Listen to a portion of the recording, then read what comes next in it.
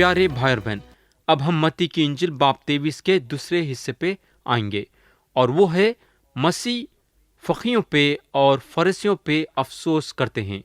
अब हम आयत 13 से 22 पढ़ेंगे। लिखा हुआ है, ए रियाकार फकीयों और फरीसियों, तुम पर अफसोस है कि आसमान की बादशाहत लोगों पर बंद करते हो, क्योंकि ना तो आप दाखिल होते हो और ना दाखिल होने वालों को दाखिल होने देते हो।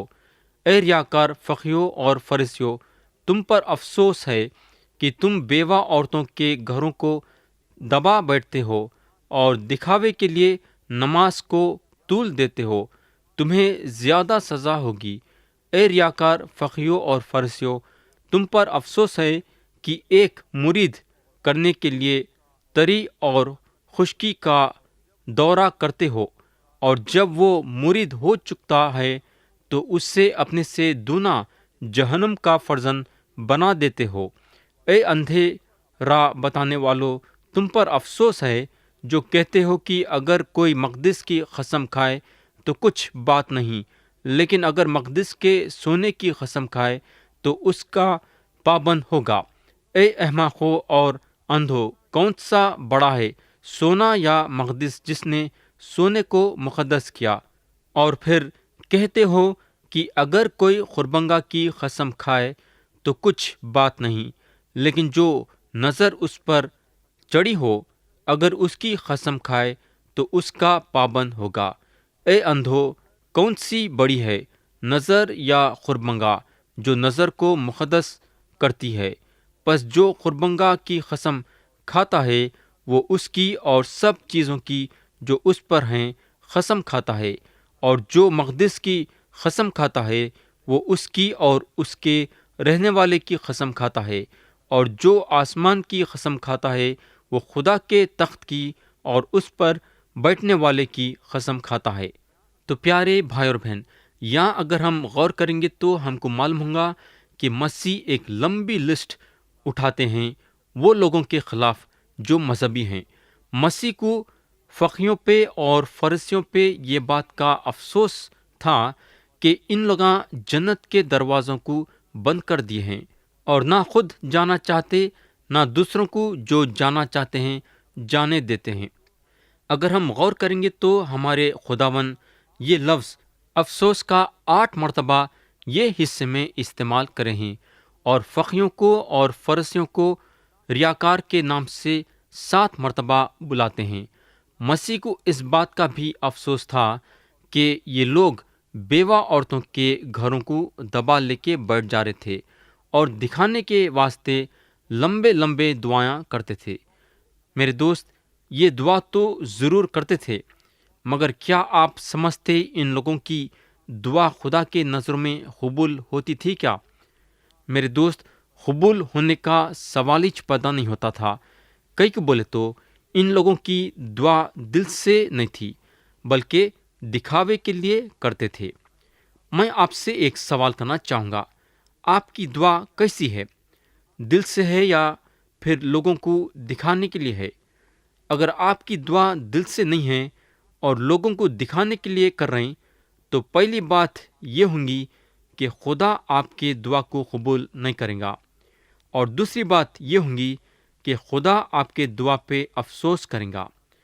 और एक बात से मसीह इन लोगों से ये अफसोस करे कि ये लोग एक मुरीद बनाने के लिए दुनिया की मेहनत करते थे, मगर जब एक मुरीद बना लेते तो अपने से भी ज़्यादा ख़तरनाक बना लेते थे। मेरे दोस्त, अगर आप किसी को यीशु मसीह में लाते हैं तो आपका फ़र्ज़ ये है कि उसको मसीह की सच्ची तालीम देना और एक नेक इंसान बनाना। ये हमारी एक बहुत बड़ी जिम्मेदारी है, और ये जिम्मेदारी का जवाब हमको खुदा को देना है। खुदा ज़रूर हमसे सवाल करेगा कि हम जिसको मसीह के पास लाए उसके साथ क्या करें। लोगों को मसीह के पास लाना हमारे लिए काफ़ी नहीं है, बल्कि मसीह के सच्चाई में बढ़ाना हमारा फ़र्ज़ है। प्यारे भाई बहन, आप मसीह में जिसको लाए हैं उसको कैसा आगे लेके बढ़ रहे हैं? ये सवाल का जवाब آپ اپنے آپ کو دینا ہے۔ بہرحال مسیح ان لوگوں پہ ہر لحاظ سے افسوس کرنے لگے۔ کئی کو بولے تو جو راہ پہ یہ لوگاں چل رہے تھے وہ خدا کی راہ نہیں تھی، بلکہ اپنے بنائے ہوئے قانون اور قاعدے تھے۔ جب ہم اپنے سے قانون اور قاعدے بناتے ہیں تو صرف ہم گمراہ نہیں ہو جاتے، بلکہ ہم گمراہ ہونے کے ساتھ ساتھ ہمارے تعلیم کے ذریعے سے دوسروں کو بھی گمراہ کرتے ہیں۔ اب ہم آیت 23 سے آیت 36 تک پڑھیں گے۔ لکھا ہوا ہے، اے ریاکار فقیوں اور فریسیوں، تم پر افسوس ہے کہ پودینے اور سونف اور زیرے پر دہیا کی دیتے ہو، اور تم نے شریعت کی زیادہ بھاری باتوں یعنی انصاف اور رحم اور ایمان کو چھوڑ دیا ہے۔ لازم تھا کہ یہ بھی کرتے اور وہ بھی نہ چھوڑتے۔ اے اندھے راہ بتانے والو، جو مچھر کو تو چھانٹتے ہو اور اونٹ کو نگل جاتے ہو، اے ریاکار فقیوں اور فریسیوں، تم پر افسوس ہے کہ پیالے اور رکابی کو اوپر سے صاف کرتے ہو، مگر وہ اندر لوٹ اور ناپرہیزگاری سے بھرے ہیں۔ اے اندھے فرسی، پہلے پیالے اور رکابی کو اندر سے صاف کر تاکہ اوپر سے بھی صاف ہو جائیں۔ اے ریاکار فقیوں اور فریسیوں، تم پر افسوس ہے کہ تم سفیدی پھری ہوئی قبروں کی مانند ہو، جو اوپر سے تو خوبصورت دکھائی دیتی ہیں مگر اندر مردوں کی ہڈیوں اور ہر طرح کی نجاست سے بھری ہوئی ہیں۔ اسی طرح تم بھی ظاہر میں تو لوگوں کو راز باز دکھائی دیتے ہو، مگر باطن میں ریاکاری اور بے دینی سے بھرے ہوئے ہو۔ اے ریاکار فقیوں اور فریسیوں، تم پر افسوس ہے کہ نبیوں کی خبریں بناتے اور راز بازوں کے مقبرے آراستہ کرتے ہو، اور کہتے ہو کہ اگر ہم اپنے باپ دادا کے زمانے میں ہوتے تو نبیوں کے خون میں ان کے شریک نہ ہوتے۔ اس طرح تم اپنی نسبت گواہی دیتے ہو کہ ہم نبیوں کے قتلوں کے فرزند ہیں۔ غرض اپنے باپ دادا کا پیمانہ بھر دو۔ اے سانپو، اے افائی کے بچوں، تم جہنم کی سزا سے کیوں کر بچو گے؟ اس لیے دیکھو، میں نبیوں اور داناؤں اور فقیوں کو تمہارے پاس بھیجتا ہوں، ان میں سے بعض کو قتل کرو گے اور صلیب پر چڑھاؤ گے، اور بعض کو اپنے عبادت خانوں میں کوڑے مارو گے، اور شہر با شہر ستاتے پھرو گے، تاکہ سب راز بازوں کا خون جو زمین پر بہایا گیا تم پر آئے۔ راز باز ہابل کے خون سے لے کر بریکیا کے بیٹے زکریا کے خون تک، جسے تم نے مقدس اور خربنگہ کے درمیان قتل کیا۔ میں تم سے سچ کہتا ہوں کہ یہ سب کچھ اس زمانے کے لوگوں پر آئے گا۔ پیارے بھائی اور بہن، یہ ہو سکتا ہے کہ ہم شریعت پڑھتے ہوں گے اور جانتے بھی ہوں گے کہ خدا کا کلام کیا بول رہا ہے، مگر اتنا سب کچھ کرنے کے باوجود ہم ہمارے چال چلن میں نافرمان رہیں گے۔ ہو سکتا ہے کہ آپ خدا کے ایک حکم پہ عمل کرتے ہوں گے اور دوسرے حکم کو نظر انداز کر دیتے ہوں گے۔ مثال کے طور پہ آپ اپنے کمائی کا 10واں حصہ خدا کے لیے نکالتے ہوں گے، مگر اپنے دل میں کسی کے لیے کڑواہٹ پیدا کرتے ہوں گے، حالانکہ خدا کا حکم یہ ہے کہ آپ اپنے کمائی کا 10واں حصہ نکالنا، اور خدا کا حکم یہ بھی ہے کہ آپ ایک دوسروں کے ساتھ محبت سے رہنا۔ مگر یہاں آپ کیا کر رہے ہیں؟ اپنے کمائی کا 10واں حصہ خدا کے لیے نکال رہے ہیں، مگر اس کے دوسرے حکم کے خلاف جا رہے ہیں۔ خدا بول رہا ہے کہ ایک دوسروں سے محبت رکھو، اور آپ کیا کر رہے ہیں؟ اپنے دل میں اپنے بھائی یا بہن کے لیے کڑواہٹ پیدا کر رہے ہیں، یعنی کہ آپ کے دل میں اپنے بھائی یا بہن کے لیے محبت نہیں ہے۔ یہ فقیاں اور فرشیاں ایسی تھے، اپنا نذرانہ خدا کے لیے نکالتے تھے، مگر جہاں انصاف کی بات پیدا ہوتی تھی، جہاں رحم کی بات پیدا ہوتی تھی، جہاں ایمان کی بات پیدا ہوتی تھی، تو یہ لوگاں میلوں دور رہتے تھے۔ مسیح ان لوگوں پہ یہ بات سے بھی افسوس کرے کہ یہ اوپر سے تو پیالیوں کو اور رکابیوں کو صاف کرتے مگر اندر کی صفائی نہیں ہوتی۔ بولنے کا مطلب یہ ہے کہ یہ فقیاں اور فرشیاں باہر سے تو لوگوں کے سامنے یہ ظاہر کرتے تھے کہ وہ بہت ہی مذہبی ہیں اور ایک پاک اور بے عیب زندگی گزار رہے ہیں، مگر مسیح ان کے دل کے سچائی کو جانتے تھے۔ مسیح کو پتا تھا کہ یہ لوگ دل سے صاف نہیں ہیں، ان کے دل میں لوگوں کے لیے میل بھرا ہوا ہے، ان کے دل میں غرور ہے، ان کے دل میں لالچ ہے، یعنی کہ مسیح ان کے دل کے ناپاکی کو جانتے تھے۔ تو پیارے بھائی اور بہن، مسیح ہمارے دل کی صفائی چاہتے ہیں۔ ہم سب اپنے اپنے دلوں کو جانچنا ہے، کیا ہم خدا کے ہر ایک حکم پہ عمل کر رہے ہیں کیا؟ اب ہم یہ باب کے تیسرے اور آخری حصے کو اٹھائیں گے، اور وہ ہے مسیح یروشلم پہ روتے ہیں۔ آیت 37 سے 39 پڑھیں گے۔ لکھا ہوا ہے، اے یروشلم، اے یروشلم، تو جو نبیوں کو قتل کرتی ہے اور جو تیرے پاس بھیجے گئے انہیں سنسار کرتی ہے، کتنی ہی بار میں نے چاہا کہ جس طرح مرغی اپنے بچوں کو پروں تلے جمع کر لیتی ہے، اسی طرح میں بھی تیرے لڑکوں کو جمع کر لوں، مگر تم نے نہ چاہا۔ دیکھو، تمہارا گھر تمہارے لیے ویران چھوڑا جاتا ہے، کیونکہ میں تم سے کہتا ہوں کہ اب سے مجھے پھر ہرگز نہ دیکھو گے، جب تک نہ کہو گے کہ مبارک ہے وہ جو خداوند کے نام پر آتا ہے۔ تو یہاں اگر ہم دیکھیں گے تو مسیح یروشلم پہ روتے ہیں۔ آخر کئی کو روتے ہیں؟ اس کے کئی وجہ ہیں۔ پہلے تو یہ لوگ کیا کرے بولے تو نبیوں کو قتل کرے۔ دوسری بات یہ کہ جب خدا اپنے لوگوں کو ان کے پاس بھیجایا اپنا پیغام دینے کے لیے، تو خدا کے لوگوں کو پتھروں سے مارے، اور ایک برا کام یہ کرے کہ جب خدا ان لوگوں کو اپنے پاس بلایا تو یہ لوگ خدا کے پاس جانے کے لیے تیار نہیں تھے۔ یہ سارے باتوں کے لیے مسیح روئے، مگر یہ کافی نہیں ہے، مسیح اور ایک بات سے بھی روئے۔ اب آپ شاید سوال کریں گے کہ کون سی بات پہ مسیح روئے؟ یہ بات ہم کو آیت 38 میں ملیں گی، جہاں لکھا ہوا ہے، دیکھو تمہارا گھر تمہارے لیے ویران چھوڑا جاتا ہے۔ میرے دوست، یروشلم پہ جو عدالت آنے والی ہے، اس چیز کو مسیح دیکھے اور روئے۔ ان کو معلوم تھا کہ کتنی بڑی سزا خدا کی طرف سے یروشلم کو ملنے والی ہے۔ آیت 39 میں مسیح بولتے ہیں، کیونکہ میں تم سے کہتا ہوں کہ اب سے مجھے پھر ہرگز نہ دیکھو گے، جب تک نہ کہو گے کہ مبارک ہے وہ جو خداوند کے نام پر آتا ہے۔ پیارے بھائی اور بہن، ہم مسیح کو اس وقت محسوس کرتے ہیں جب ہم خدا کے سامنے اپنے گناہوں کا اقرار کر کے یسوع مسیح پہ ایمان لاتے ہیں۔ مسیح کے ذریعے سے ہمارے گناہ معاف ہوتے ہیں اور ہم مبارک کہلائے جاتے ہیں۔ بولنے کا مطلب یہ ہے کہ جو کوئی بھی اپنے منہ سے یسوع مسیح کا نام لیں گا اور ان کو اپنے دل میں قبول کریں گا تو انسان یسوع مسیح کو دیکھیں گا۔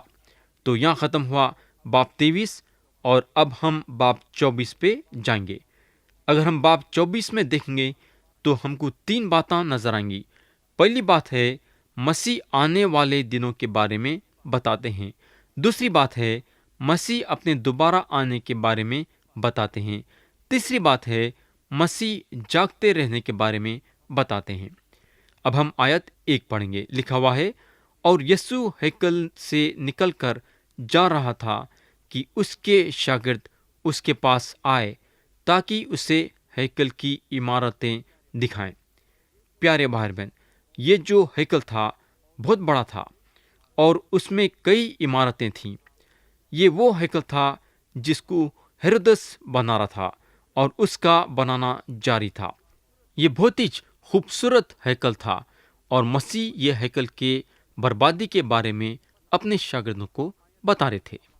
آیت 2 میں لکھا ہوا ہے، اس نے جواب میں ان سے کہا، کیا تم ان سب چیزوں کو نہیں دیکھتے؟ میں تم سے سچ کہتا ہوں کہ یہاں کسی پتھر پر پتھر باقی نہ رہے گا جو گرایا نہ جائے گا۔ تو یہاں دیکھیں گے تو مسیح بولتے ہیں، کیا تم ان سب چیزوں کو نہیں دیکھتے؟ تو یہاں شاگرداں یہ سوچے کہ ہم تو دیکھے ہیں اور ان لوگاں مسیح سے یہ چاہ رہے تھے کہ انہوں بھی اپنی نظر ہیکل کی طرف کرنا۔ تو مسیح بولتے ہیں، کیا تم ان سب چیزوں کو نہیں دیکھتے؟ میرے بھائی، مسیح کا یہ سوال آج کے لیے بھی ہے۔ مسیح کا سوال آج کے لیے یہ ہے کہ کیا تم دنیا کو نہیں دیکھتے؟ میرے دوست، آج اگر ہم دنیا پہ نظر کریں گے تو ہم کیا کیا نہیں دیکھ رہے ہیں۔ ساری دنیا گناہ میں مبتلا ہو گئی ہے۔ ایک سے ایک ایسے کام ہو رہے ہیں کہ ہم سوچ بھی نہیں سکتے۔ انسان بالکل خدا سے دور ہو گیا ہے۔ خدا میں انسان کو کوئی دلچسپی نہیں ہے، مگر ہم کو معلوم ہونا چاہیے کہ اس کا نتیجہ بربادی ہے۔ آیت 3 میں لکھا ہوا ہے، اور جب وہ زیتون کے پہاڑ پر بیٹھا تھا تو اس کے شاگرد الگ اس کے پاس آ کر بولے، ہمیں بتا کہ یہ باتیں کب ہوں گی، اور تیرے آنے اور دنیا کے آخر ہونے کا نشان کیا ہوگا؟ تو پیارے بھائی بہن، یہاں 3 سوال ہیں۔ نمبر 1، یہ باتیں کب ہوں گی؟ یعنی یہاں کسی پتھر پر پتھر باقی نہ رہے گا۔ نمبر 2، تیرے آنے کا نشان کیا ہوگا؟ اور میرے بھائی، یہ سوال کا جواب ہم لوگوں کو آیت 23 سے 51 میں ملے گا۔ نمبر 3، دنیا کے آخر ہونے کا نشان کیا ہوگا؟ اور یہ سوال کا جواب ہم لوگ کو آیت 9 سے 22 میں ملے گا۔ تو میرے بھائی، یسوع مسیح یہ تینوں سوالوں کا جواب دیں گے، اور مسیح کے جوابوں کو ہم اس طریقے سے بلائیں گے: زیتون کے جواب۔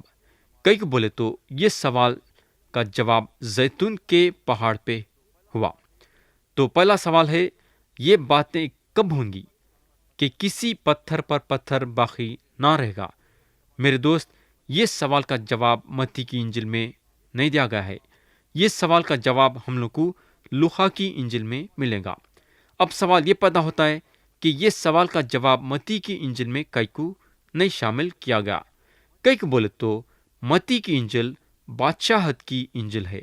یہ انجیل بادشاہت کے بارے میں بات کرتی ہے۔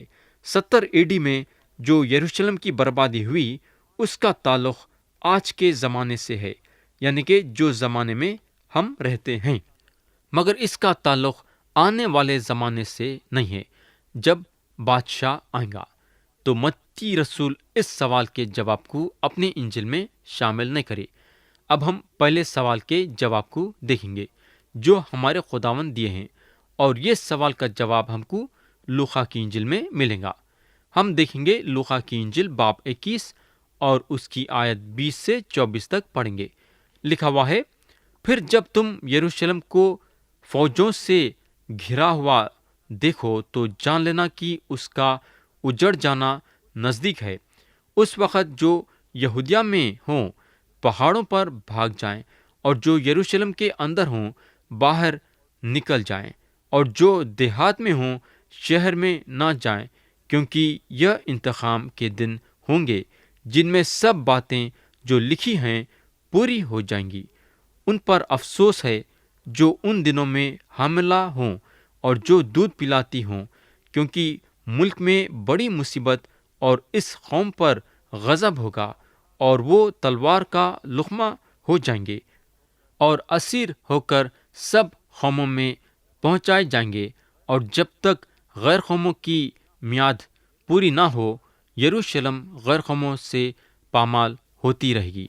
میرے دوست، یہ شک کی بات نہیں ہے کہ کئی لوگ ہمارے خداوند کو یہ بولتے دیکھے 70 AD میں موجود تھے، جب رومیوں کی فوج یہ شہر کو گھیر لی اور محاصرہ کر لی، اور دنیا سے یہ شہر کو الگ کر دی، اور دیوار کو توڑ کے اندر گھس گئی۔